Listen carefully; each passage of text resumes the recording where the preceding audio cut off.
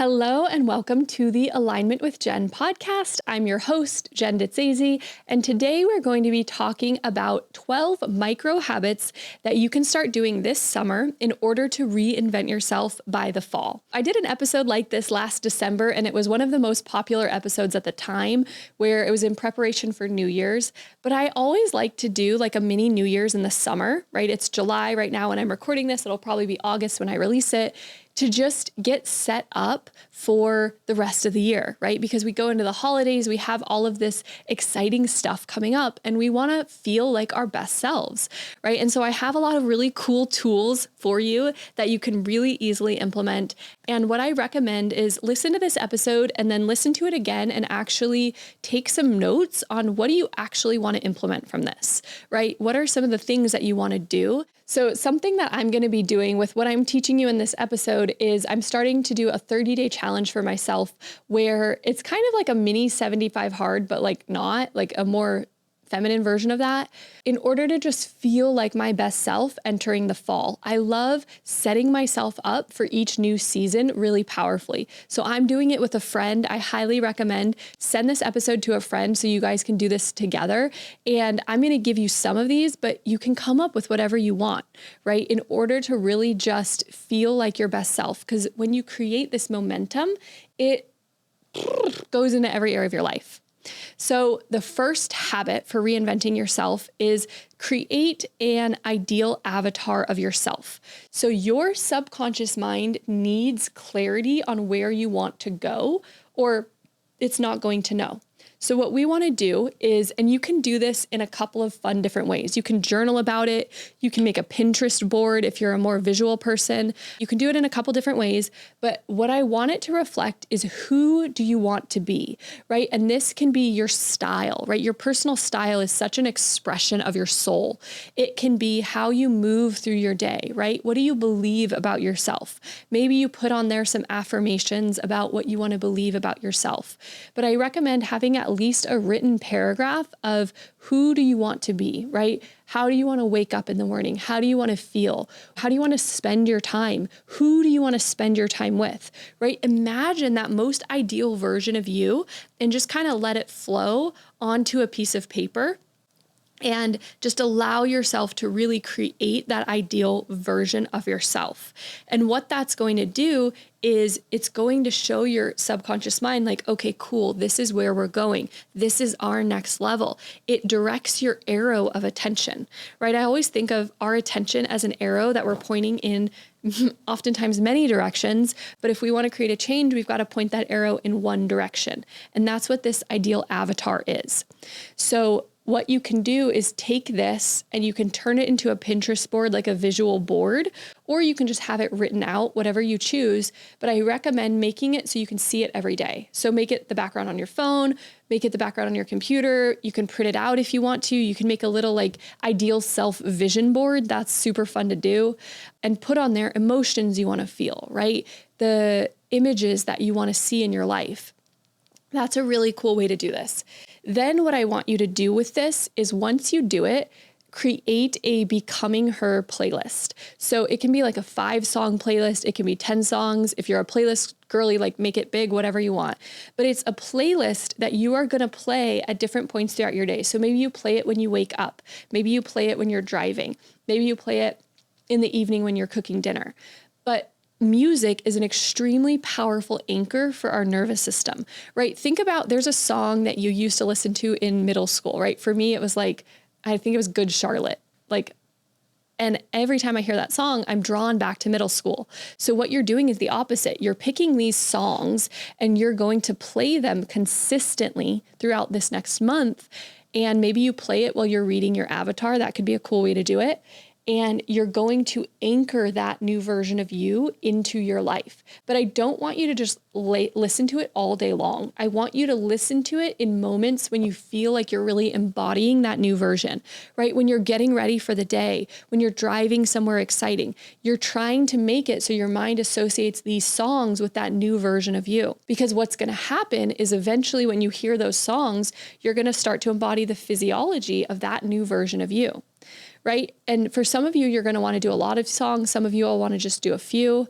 What I know is I've been to a lot of Tony Robbins events, and he plays the same songs at every single event. And every time I listen to those songs, I'm pulled back into that physiology that I developed at his events, right? Which is empowered, strong, powerful, confident, right? I feel those things when I listen to his songs. So now I can listen to them before I do things that I find challenging to get me into that physiology. That's what I want you to create with this, is I want you to get some songs that really pull you to being that new version of you. Second is upgrading your wardrobe. And this doesn't mean you need to go on a full new shopping spree. It literally could be going in your closet and finding new outfit combinations that match this new version of you, right? Get resourceful with what you already have. Maybe it means investing in some different new items that feel really good for you. But I really believe that a huge part of the feminine is creating beauty. And we do that a lot through our physical expression, right? Through our hair, through our nails, through our makeup, through all of those sorts of things. Shifting your physical aesthetic, and this is actually the second and third point, and also your environment as well, because those are extensions of us, right? They're extensions of our energetic field. They're extensions of our own internal beliefs. And when you enter a new level, a new identity, oftentimes we want to create a new expression in the physical world. That's what your wardrobe is, right? It's not about looking like a certain person. It's about expressing yourself, expressing your creativity. So what are some of the things that you want to express, right? I'm doing this right now, and I literally on my computer, I have like 10 tabs of little stores that I want to shop in online, because I want to shift my physical aesthetic to match more of who I feel like I'm becoming, right? That's such a feminine thing to do, to just create this physical expression. It's so fun. And you can create a Pinterest board as well if you want to, right? Or you can go in your closet and just mix and match new things, so that way you feel like this is exciting, this feels like fresh, this feels new. Same with your environment. So cleaning out your environment. I might have shared this story before on the podcast, but I had a client and we were doing a lot of like deep worthiness work. And one day she comes into our session and she's like, you know what? I was like, what? And she's like, I just ordered a massive dumpster to be delivered to my house. And she's like, I'm going to clear out my entire house. And she spent the next 2 weeks like clearing out her attic, clearing out her house. She's lived there for many years, and she just cleared out all of this stuff. And she's like, I've never been able to do that before. And she's like, but I feel like this new person, and I feel like I want my space to reflect my new energy. And that's why we change our physical space, right? Right now, my office in my home feels like not quite like how I want it to feel. So I'm going to update it. I'm going to change it. I might get, some new things. And this can be very small. It can be literally you just buy yourself a new nice candle or a new, blanket, something. It can be really, really simple, or it can simply be just clearing out the old, right? But this is why we do spring cleaning, because it creates this energetic space. When we get rid of things in the physical, Marie Kondo talks about this in her book, the Tidying Up book, about how the things that we have hold energy, and so when we get rid of old things or things that we don't absolutely love, we create more alignment. I don't think she says it like that, but that's how my brain read it, right? But we create more alignment when we let go of the old things that no longer fit for us. Then another extension of this is something called scent anchoring. So when you are doing things, this is a lot of anchoring. This is a lot of using neuroscience essentially to become this new version of you. Scent anchoring. So this is something where you pick a signature scent that you have. It could be something that you already have, or it could be you could buy yourself a new scent. It can be a perfume. It can be an essential oil, whatever you want it to be. Or it can literally be something that you just smell if you don't want to wear perfume. Scent is one of the strongest senses tied to memory. It's very, very strongly tied to memory. And so you're going to smell this scent or wear this scent when you are being that version of you. So say you want to start creating content and you haven't been doing it, you're going to spray this scent on you when you're doing that. It's almost like this little micro reward. And what you're doing is you're creating this anchor to pull you back to that version of you. When you do things you feel proud of, when you do things that mirror this version of you that you want to be. The fifth is starting to take breaks every 90 minutes. So our brain naturally goes into trance state, into the alpha brainwave state every 90 minutes. And so when we push ourselves to work for 3 hours or even 2 hours, instead of taking breaks every 90 minutes, what's happening is we are less productive, but we also are basically putting off our brain's need to go into that state. And so this can create those afternoon slumps. So what you want to do is just every 90 minutes, take 15-minute break, go for a walk, go do a little meditation, do something that just allows your brain to not do anything, right? Don't go and listen to another podcast because that's keeping your brain more in beta, but allow your brain to just be. And what that's going to do is it's going to allow you to be more productive, more creative, more focused, have more energy. It's a really, really powerful thing to do. So that is the fifth one. The sixth one is when you're getting ready in the morning, as you're looking in the mirror, there can be a tendency, I know, for people to be very judgmental of themselves. Oh, I should look like this. I should do this differently. My hair doesn't look that good. And something I have started doing is I've started two things. Whenever I'm doing my hair, I always say to myself, I'm going to have a really good hair day today. I'm going to have a really good hair day today. And then I have shockingly way better hair days. But I also will always just say, I am beautiful inside and out. And I'll just repeat that to myself as I'm getting ready.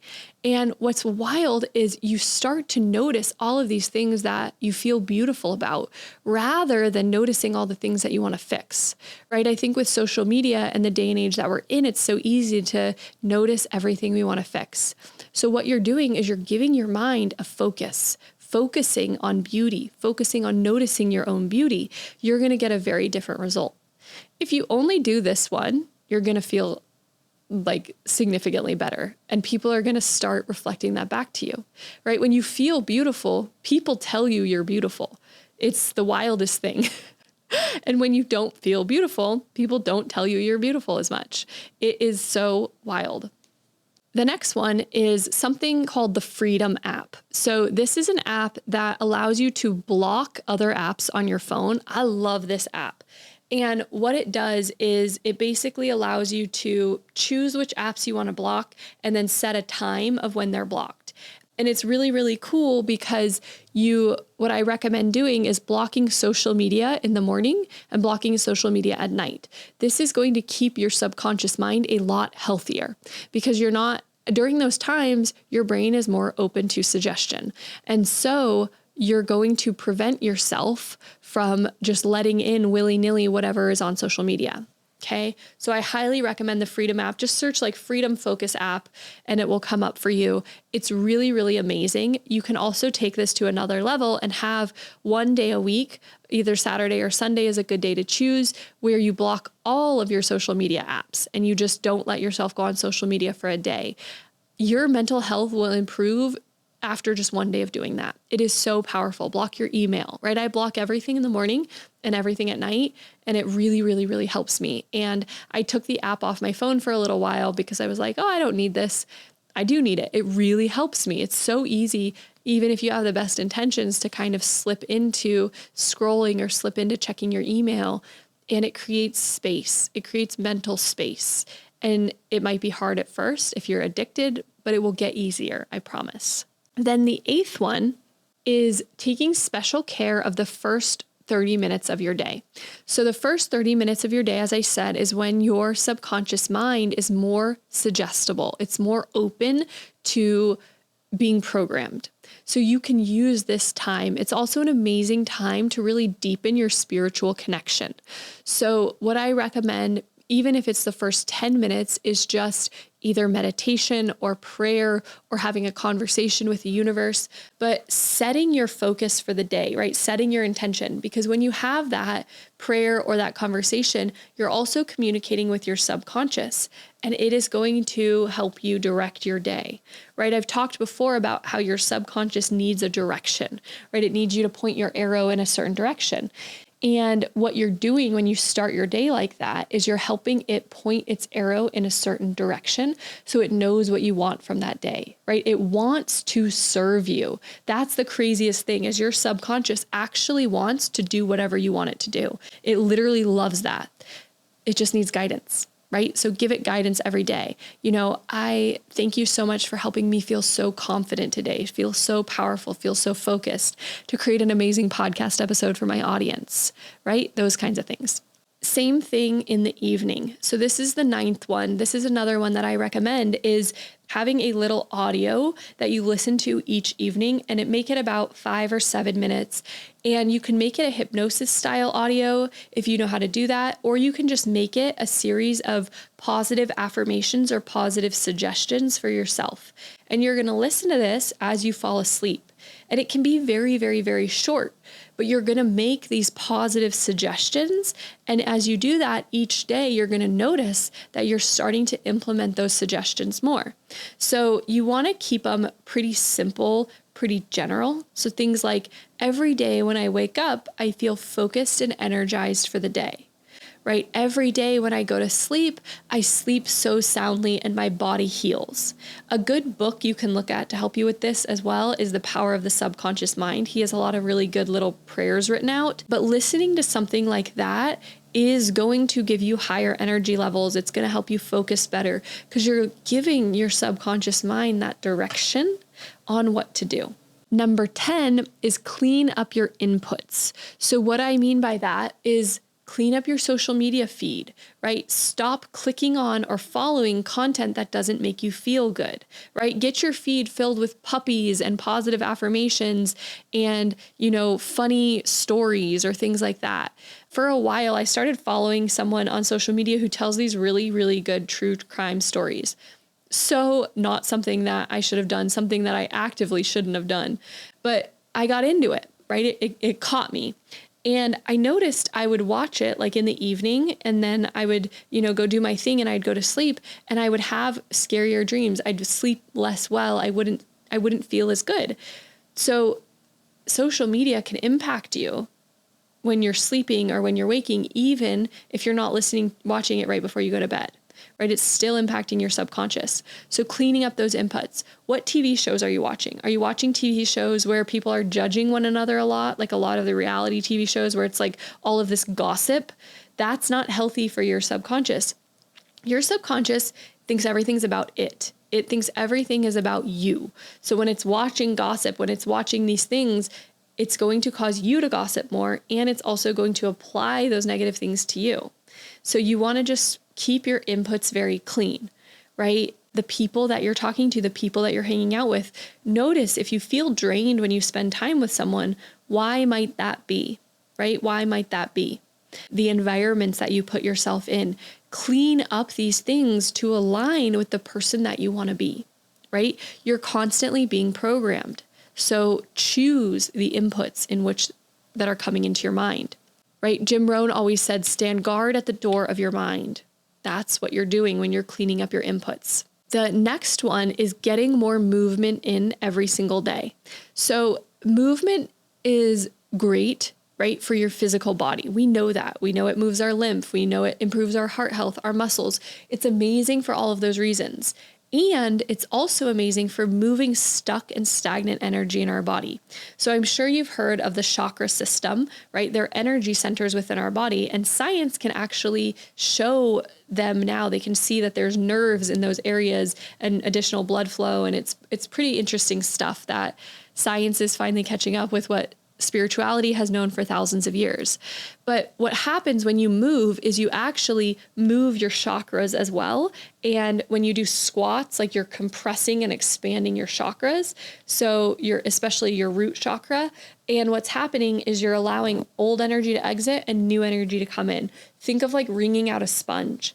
So this is why when you're feeling kind of crummy and you go on a walk, yes, it's improving, the blood flow in your brain, and they do brain scans and it shows that after you walk, like your brain shows a closer imprint to being happy than before, right? Your neurochemicals reflect that. But the same is true for your chakras, right? You're able to move energy more. think about someone who's really depressed, right? You don't have to think of someone specific, but think about like the physiology of that, what they're doing with their time. Usually they're like curled up on the couch, curled up in bed. That's probably the image that you got. And they're not moving their energy, right? The more that we move our energy, the better that we're going to feel. So this could be little walks you do throughout the day. This could be adding more workouts to your week, be adding in a new type of workout that gets you excited to move in a new way. So just adding in more movement. These are all so insanely simple, so insanely simple. And then the last one that I want you to do is an energy audit. So you can do this for a couple of days, like 2 or 3 days. And what you're going to do is you're going to make a note on your phone and you're going to write what you do throughout the day. So you're going to write, woke up, meditated, ate breakfast, those sorts of things. But I also want you to put how you felt afterward, felt better, felt more focused, felt happy, felt, right? What you're doing is you're noticing what things do I do that give me energy and what things do I do that don't give me energy. And the more detailed you are with this, the more that you're going to be able to unlock really subtle things that you're doing that are negatively impacting your energy. Okay, so it could be really small things. I started to notice that there were certain projects that I was working on within my business that every time I'd work on them, I felt like not good afterward, right? And I want my business to feel really good. That's important for me. That's a value for me. So I stopped doing those things, right? And surprisingly, not really surprisingly, my business did better, right? Because I wasn't siphoning my energy to things that didn't feel good. Or you can change your perspective around it. But that's the last thing that I want you to think about doing. There's so many other micro habits that you can do. But what I recommend for the 30-day challenge is pick some of these habits and then add in other habits of what you want to cultivate for yourself. Create a little tracker for yourself, get a friend, and you're going to feel so good in 30 days. So I hope that you loved this. If you are interested in working with me and connecting over coaching, you can send me the word podcast on Instagram and we'll dive deeper into all of my programs and we can chat about what might be right for you. All right. I will see you in the next episode.